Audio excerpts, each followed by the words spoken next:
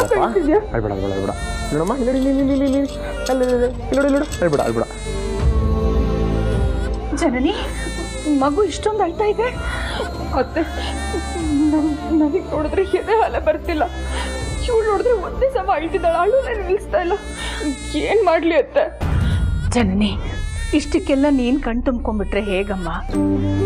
ಕೆಲವು ಸಲ ಹೀಗಾಗುತ್ತೆ ಅಂತ ಡಾಕ್ಟ್ರ್ ಹೇಳಿದಾರಲ್ವಾ, ಔಷಧಿ ಕೊಟ್ಟಿದ್ದೀನಿ, ಕ್ರಮೇಣ ಸರಿ ಹೋಗುತ್ತೆ ಅಂತಲೂ ಹೇಳಿದಾರಲ್ವಾ. ಇರು, ಹಸುವಾಗಿರ್ಬೇಕು. ನಾನು ಸಾವಿತ್ರಿಗೆ ಹೇಳಿ ಹಸುವಿನ ಹಾಲನ್ನು ಬಾಟ್ಲಿಗೆ ಹಾಕಿಸಿ ತೊಗೊಂಡು ಬರ್ತೀನಿ.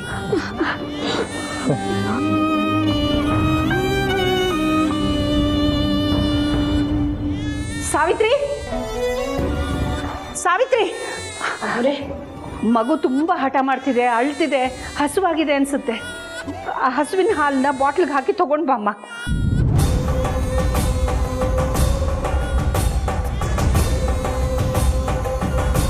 ಏನು ಯೋಚನೆ ಮಾಡ್ತಾ ನಿಂತ್ಬಿಟ್ಟೆ? ಬೇಗ ಹೋಗಿ ತಗೊಂಡು ಬಾ ಸಾವಿತ್ರಿ. ಸರಿ ಅಮ್ಮೋರೆ.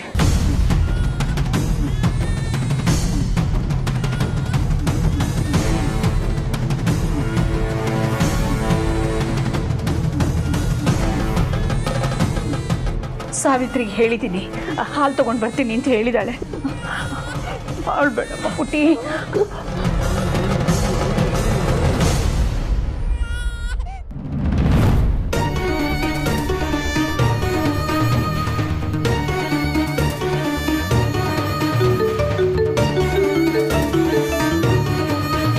ಹಲೋ ಸಾವಿತ್ರಕ್ಕ, ಏನಾಯ್ತೆ?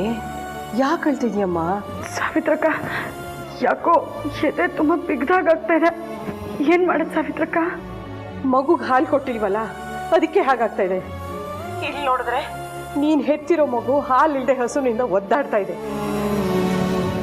ನೀನು ನೋಡಿದ್ರೆ ಅಲ್ಲಿ ಅಯ್ಯೋ ಎಂಥ ಪರಿಸ್ಥಿತಿ ತಂದ ಭಗವಂತ.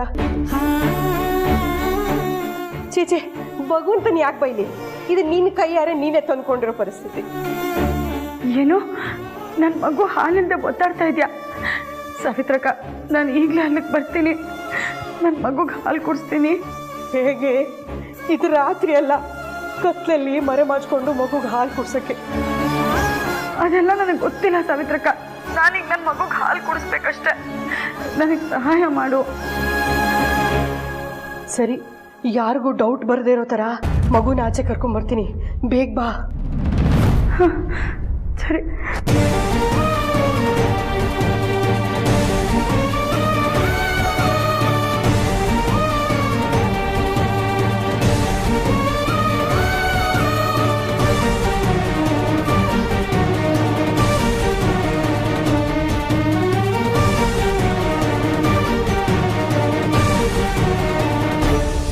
ಅಯ್ಯೋ ಪಾಪ, ತುಂಬ ಹಸುವಾಗ್ತಿದ್ಯಾ? ಅಳ್ಬೇಡ ಪುಟ್ಟ, ಅಳ್ಬೇಡಮ್ಮ. ಎಷ್ಟು ಅಳ್ತಿದೀಯ ಕಂದ? ತುಂಬ ಹಸುವಾಗ್ತಿದೀಯಾ? ಸಾವಿತ್ರಿ, ಆಯ್ತಾ? ತಗೊಂಡ್ ಬಾ. ಬಂದೆ ಅಮ್ಮೋರೆ. ಕೊಡು, ಬೇಕು ಕೊಡು.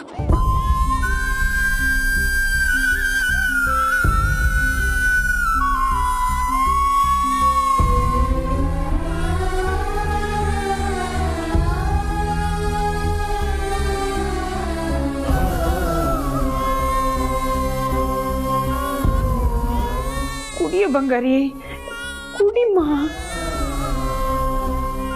ಬಾಯಿ ತೆಗಿತಾ ಇಲ್ಲ. ನಿನ್ಗೆ ಹಾಲು ಕುಡ್ಸೋಕೆ ನಿಮ್ಮಮ್ಮ ಬರ್ತಿದ್ದಾಳೆ ಕಣೆ ಪುಟ್ಟಿ. ಈ ಹಾಲು ಕುಡಿಬೇಡ ಕಣೋ. ಕುಡಿಯಮ್ಮ, ಕುಡಿ ಬಂಗಾರಿ.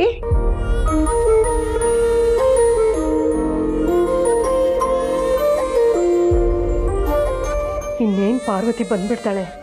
ಅಷ್ಟರಲ್ಲಿ ಈ ಮಗುನ ಯಾರಿಗೂ ಡೌಟ್ ಬರ್ದಿರೋ ಥರ ಕರ್ಕೊಂಡು ಹೋಗ್ಬೇಕಲ್ಲ, ಏನು ಮಾಡೋದು?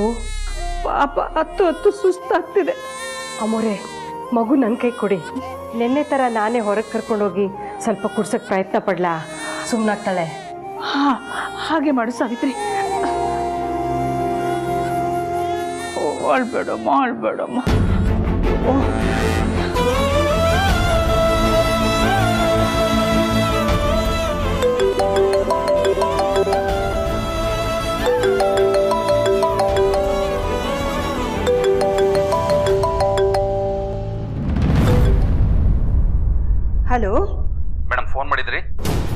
ರುದ್ರೇಗೌಡ್ರೆ, ಅನುಷ್ಕನ್ ಬಗ್ಗೆ ಕಂಪ್ಲೇಂಟ್ ಕೊಟ್ಟಿದ್ವಲ್ಲ, ಅದು ಎಲ್ಲಿವರೆಗೂ ಬಂತು? ಅದೇ ಪ್ರಯತ್ನದಲ್ಲೇ ಇದ್ದೀವಿ ಮೇಡಮ್. ಗೊತ್ತಾಗ್ತಿದ್ದಾಗೆ ಇನ್ಫಾರ್ಮ್ ಮಾಡ್ತೀನಿ.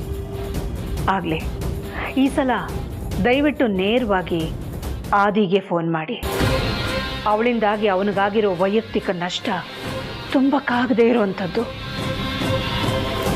Okay madam. ಆಗಲಿ.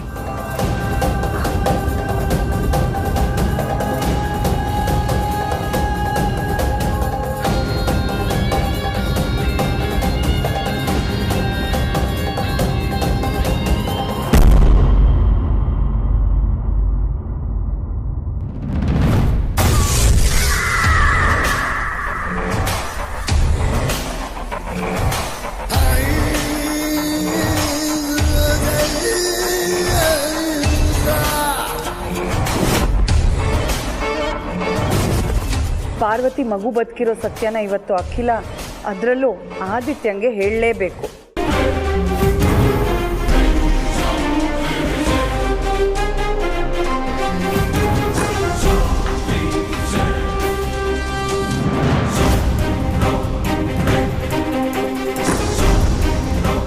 ಈ ಸೆಕ್ಯೂರಿಟಿ ನನ್ನನ್ನು ಅನುಷ್ಕಾಗಿನೂ ನೋಡಿದ್ದಾನೆ. ಸೊ ಇವನ್ ಮುಂದೆ ಒಳಗೆ ಹೋಗೋಕ್ಕಾಗಲ್ಲ, ಕಣ್ ತಪ್ಸೇ ಹೋಗಬೇಕು.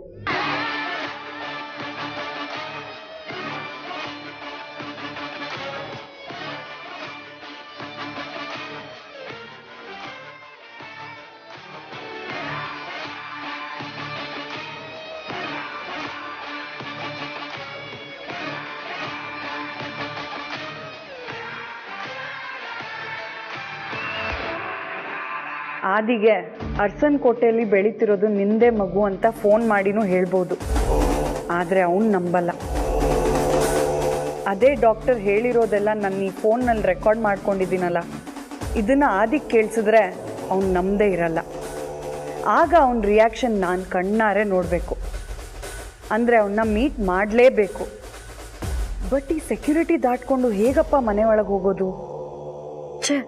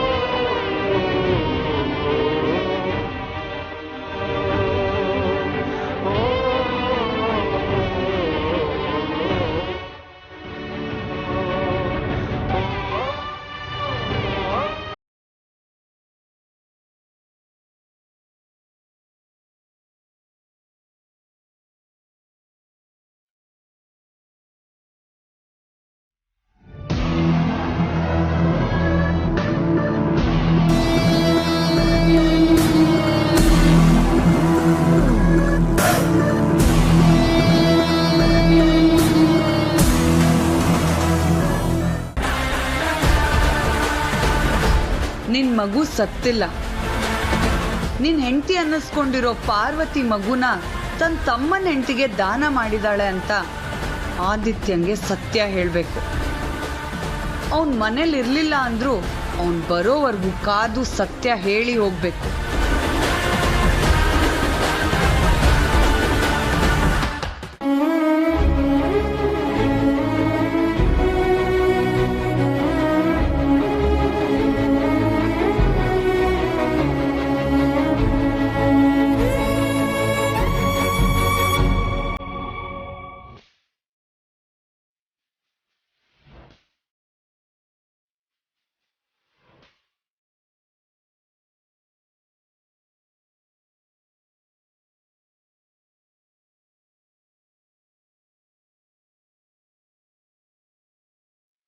ಪಾರ್ವತಿ ಇವಳು ಯಾಕೆ ನಿಧಿ ಇವಳಿಗೋಸ್ಕರನೇ ಕಾಯ್ಕೊಂಡಿದೆ ಅನ್ನೋ ಥರ ಅರ್ಜೆಂಟಲ್ಲಿ ಹೋಗ್ತಿದ್ದಾಳೆ? ಸೊ ಕರುಗೋಸ್ಕರನೇನಾದ್ರೂ ಅಂಬಲ್ಸಿ ಹೋಗ್ತಿದ್ದಾಳ?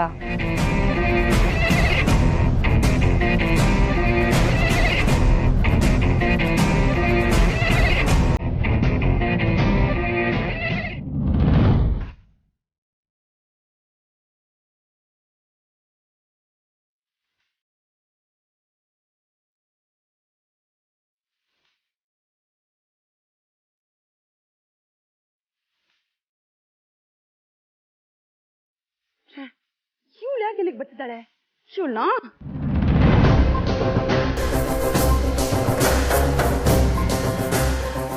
ಹೋ, ಇವಳನ್ನ ಹೀಗೆ ಬಿಟ್ರೆ ನನ್ನ ಮೊಮ್ಮಗನ ಪೂರ್ತಿಯಾಗಿ ಇವಳೇ ವಶ ಮಾಡ್ಕೊಂಡ್ಬಿಡ್ತಾಳಷ್ಟೇ. ಇವಳು ಪದೇ ಪದೇ ಇಲ್ಲಿಗೆ ಬಂದು ಮಗುನ ನೋಡೋದನ್ನ ಮೊದಲು ತಪ್ಪಿಸ್ಬೇಕು. ಇದು ಜನನಿ ಮುಖಾಂತರನೇ ಮಾಡಿಸ್ಬೇಕು. ಮಾಡ್ತೀನಿ.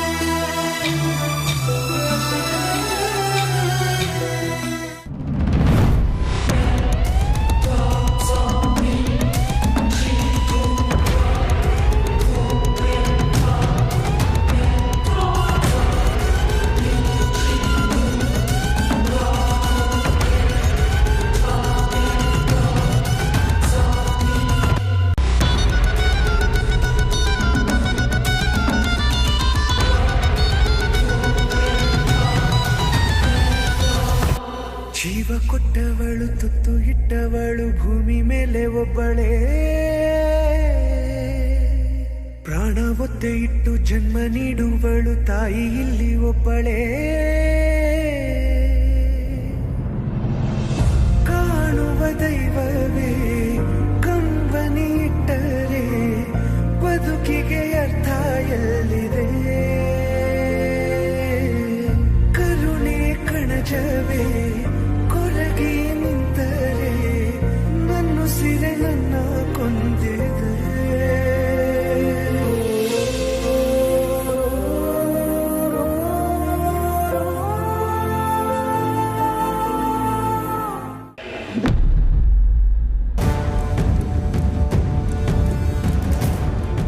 ಮಗು ಧ್ವನಿನೇ ಕೇಳ್ತಾ ಇಲ್ಲ. ಅಳೋದು ನಿಲ್ಸಿರ್ಬೇಕು. ಮೋಸ್ಟ್ಲಿ ಅತ್ತೆ ಮಗುನ ಸಮಾಧಾನ ಮಾಡಿ ಬಾಟ್ಲಿಗೆ ಹಾಲು ಹಾಕ್ಸಿ ಕುಡಿಸಿದ್ದಾರೆ ಅನ್ಸುತ್ತೆ.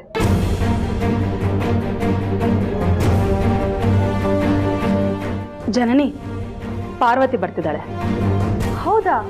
ಎಲ್ಲಿ? ನಿನ್ ಬಗ್ಗೆ ಪಾಪ ಅನ್ಬೇಕು, ಇಲ್ಲ ನಿನ್ ದಟ್ಟತನಕ್ಕೆ ಬೈಬೇಕು? ನನ್ಗಂತೂ ಒಂದು ಗೊತ್ತಾಗ್ತಾ ಇಲ್ಲ. ಅಲ್ಲ, ಆ ಪಾರ್ವತಿ ಈಗ ತಾನೇ ತನ್ನ ಮಗುನ ಕಳ್ಕೊಂಡಿದ್ದಾಳೆ. ಜೀವನ ತುಂಬಾ ಬರೀ ಬೇಸರ ನಿರಾಶೆನೇ ತುಂಬಿಕೊಂಡಿರತ್ತೆ. ಅಂತವಳು ಬಂದ್ಲು ಅಂದ್ರೆ ನೀನು ಇಷ್ಟೊಂದು ಖುಷಿ ಪಡ್ತಾ ಇದೆಯಲ್ಲಮ್ಮ. ಆ ಪಾರ್ವತಿ ಆಗಾಗ ಇಲ್ಲಿಗೆ ಬಂದು ಹೋಗೋದ್ರಿಂದ ಎಲ್ಲಿ ನಿನ್ ಖುಷಿ ದೂರ ಆಗ್ಬಿಡುತ್ತೋ ಅನ್ನೋದೊಂದೇ ನನಗೆ ಚಿಂತೆ. ಪಾರ್ವತಿ ಅಕ್ಕ ಇಲ್ಲಿಗೆ ಬಂದು ಹೋಗೋ ಮಾಡ್ತಾ ಇದ್ರೆ ನನ್ನ ಖುಷಿಯಾಗಿ ದೂರ ಆಗುತ್ತೆ ಚಿಕ್ಕಮ್ಮ. ನಮ್ಮ ಪಾರ್ವತಿ ಅಕ್ಕಂಗೆ ಖುಷಿನ ಹಂಚೋದು ಮಾತ್ರ ಗೊತ್ತು. ನಿನ್ನ ಈ ನಂಬಿಕೆಗೆ ನಾನು ದಡತನ ಅಂತ ಕರಿತೀನಿ. ಅಲ್ಲ, ನಾವೇನಾದ್ರೂ ಸಾಧನೆ ಮಾಡೋವರೆಗೂ ಈ ಮನೆ ಹೊಸ ತುಳಿಯಲ್ಲ ಅಂತ ಹೇಳ್ದೋಳು ಈಗ ಮತ್ತೆ ಈ ಮನೆಗೆ ಯಾಕೆ ಬರ್ತಿದ್ದಾಳೆ ಹೇಳು? ನನ್ನನ್ನು ನೋಡೋದಕ್ಕೆ, ಮಗುನ ನೋಡೋದಕ್ಕೆ. ಅದು ನನಗೆ ಇನ್ನೂ ಖುಷಿ ಕೊಡೋ ವಿಷಯನೇ ಅಲ್ವಾ? ಆದ್ರೆ ಆ ಖುಷಿ ಪಾರ್ವತಿ ಮತ್ತೆ ಮಗು ಮಧ್ಯನೇ ಹಂಚಿಕೆ ಆದ್ರೆ? ಪಾರ್ವತಿ ಆಗಾಗ ಇಲ್ಲಿಗೆ ಬಂದು ಮಗು ಸುತ್ತಾ ಇದ್ರೆ ಪಾರ್ವತಿ ಮಗುನ, ಮಗು ಪಾರ್ವತಿನ ವಿಪರೀತ ಹಚ್ಕೊಳ್ಳಲ್ವಾ? ಹಚ್ಕೊಳ್ಳಿ ಬಿಡಿ. ನಾನೇ ಪಾರ್ವತಿ ಅಕ್ಕಂಗೆ ಹೇಳಿರೋದು ನಾವಿಬ್ರು ಅಮ್ಮಂದ್ರಾಗಿ ಆ ಮಗುನ ಸಾಕೋಣ ಅಂತ. ಆದ್ರೆ ನನ್ಗೆ ಯಾಕೋ ನಿನ್ ಮಗುಗೆ ಅವಳೊಬ್ಳೆ ತಾಯಿ ಆಗಕ್ಕೆ ಹೊರಟಿದ್ದಾಳೇನೋ ಅಂತ ಅನಿಸ್ತಾ ಇದೆ. ಅದಕ್ಕೆ ತನ್ನ ಮಗು ಆರೈಕೆಗೆ ಅಂತ ಸಿದ್ಧ ಮಾಡ್ಕೊಂಡಿರೋ ಪದಾರ್ಥಗಳನ್ನೆಲ್ಲ ನಿನ್ನ ಮಗುಗೆ ತಂದು ಕೊಟ್ಟಿರೋದು.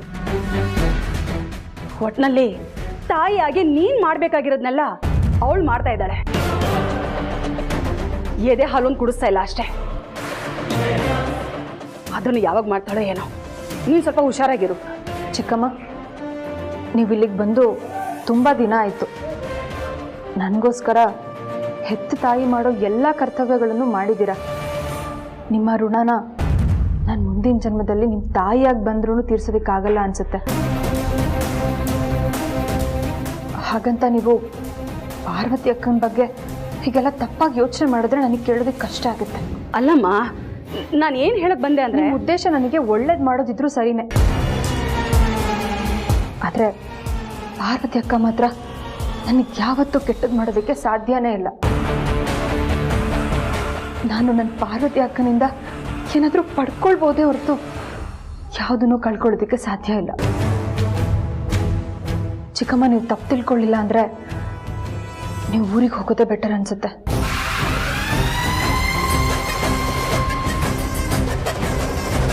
ಊರಲ್ಲಿ ನಿಮಗೋಸ್ಕರ ಎಲ್ಲರೂ ಕಾಯ್ತಿರ್ತಾರೆ ಅನ್ಸುತ್ತೆ. ನಿಮ್ಮನ್ನ ಮಿಸ್ ಮಾಡ್ಕೊಳ್ತಿರ್ತಾರೆ ಅನ್ಸುತ್ತೆ. ನೀವು ನಾಳೆನೇ ಊರಿಗೆ ಹೋಗೋದಕ್ಕೆ ಟಿಕೆಟ್ ಬುಕ್ ಮಾಡು ಅಂತ ಪ್ರೀತುಗೆ ಹೇಳ್ತೀನಿ.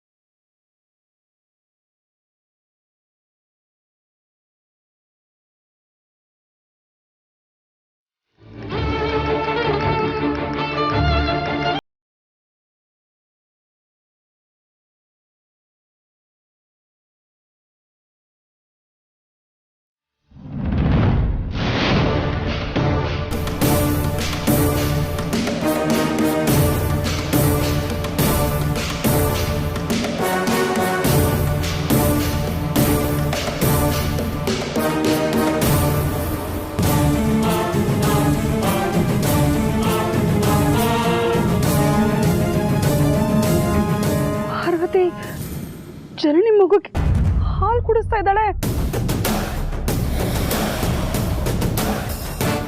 ಇವಳಿಗೆ ಗತಿ ಕಾಣಿಸಿದೆ ಈಗಲೇ. ಬೇಡ ಬೇಡ, ಇದನ್ನ ಬೇರೆ ಥರನೇ ಹ್ಯಾಂಡಲ್ ಮಾಡಬೇಕು. ಇವಳಿನ ಯಾವತ್ತೂ ನನ್ನ ಮೊಮ್ಮಗುಗೆ ಹಾಲು ಕುಡಿಸೋ ಧೈರ್ಯ ಮಾಡಬಾರ್ದು. ಹಾಗೆ ಮಾಡ್ತೀನಿ. ಇದೆ ಅವಳಿಗೆ.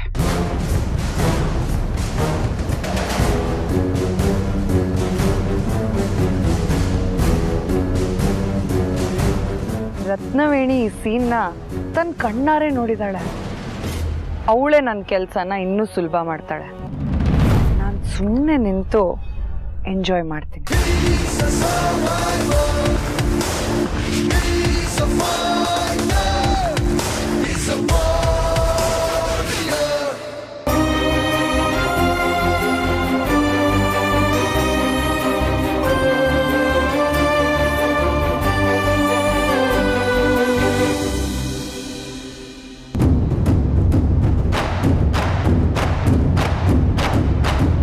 ನಾನಾಗೆ ಬಾಯಿ ಬಿಟ್ಟು ಹೇಳಿ ಕೆಟ್ಟೋಳಾಗೋದು ಬೇಡ. ಆ ಪಾರ್ವತಿ ನಮ್ಮ ಜನನಿ ಮಗುಗೆ ಹಾಲು ಕುಡಿಸ್ತಾ ಇರೋದನ್ನ ಜನನಿ ಮತ್ತು ಅಖಿಲ ಅದಕ್ಕೆ ಎಲ್ಲರೂ ಕಣ್ಣಾರೆ ನೋಡಬೇಕು. ಆಗ ನಮ್ಮ ಪಾರ್ವತಿ ಅಕ್ಕ ಅನ್ನೋ ಜನನಿ ಮನಸ್ಸಲ್ಲಿ ಆ ಪಾರ್ವತಿ ನನ್ನ ಮಗುಗೆ ಎರಡನೇ ತಾಯಿ ಆಗಕ್ಕೆ ಹೊರಟಿದ್ದಾಳೆ ಅನ್ನೋ ಭಯ ಅವಳಲ್ಲಿ ಹುಟ್ಟಬೇಕು. ಅವಳನ್ನ ದೂರ ಮಾಡಬೇಕು. ಮಗುನ ಸಮಾಧಾನ ಮಾಡಿ ಕರ್ಕೊಂಡು ಬರ್ತೀನಿ ಅಂತ ಹೋದ ಸಾವಿತ್ರಿ ಇನ್ನೂ ಬಂದಿಲ್ವಲ್ಲ. ಜನನಿ, ಅದಕ್ಕೆ ಅದಕ್ಕೆ ಅದಕ್ಕೆ ರತ್ನವೇಣಿ ಯಾಕಿಷ್ಟು ಗಾಬರಿಯಿಂದ ಅತ್ತಿಗೆ ಅಂತ ಬರ್ತಿದ್ದೀರಾ? ಅದಕ್ಕೆ ಅದು ಜನನಿ ಮಗು ಮಗು ತುಂಬ ಹಠ ಮಾಡ್ತಾ ಇತ್ತು, ಅಳ್ತಾ ಇತ್ತು. ಅದಕ್ಕೆ ಸಮಾಧಾನ ಮಾಡಿಸಿ ಹಾಲು ಕುಡಿಸಿ ಕರ್ಕೊಂಡು ಬರ್ತೀನಿ ಅಂತ ಸಾವಿತ್ರಿ ಹೊರಗಡೆ ಕರ್ಕೊಂಡು ಹೋಗಿದ್ದಾಳೆ. ಅಲ್ಲ, ಅದಕ್ಕೆ ನೀವ್ಯಾಕೆ ಇಷ್ಟೊಂದು ಗಾಬರಿ ಆಗ್ತಿದ್ದೀರಾ? ಅದಕ್ಕೆ ಸಾವಿತ್ರಿ ಹಾಲು ಮಗು. ರತ್ನವೇಣಿ, ಏನು ಹೇಳ್ತಿದ್ದೀರಾ ನೀವು? ನೀವು ಹೇಳೋದು ನನಗೇನು ಗೊತ್ತಾಗ್ತಿಲ್ಲ. ಪದಗಳೆಲ್ಲ ಜಂಬಲ್ ಅಪ್ ಮಾಡಿ ಹೇಳ್ತಾ ಇದ್ದೀರಾ. ಏನಾಯ್ತು ಹೇಳಿ? ಅದಕ್ಕೆ ನಮ್ಮ ಜನನಿಗೆ ತುಂಬಾ ದೊಡ್ಡ ಅನ್ಯಾಯ ಆಗ್ತಿದೆ. ಅದಕ್ಕೆ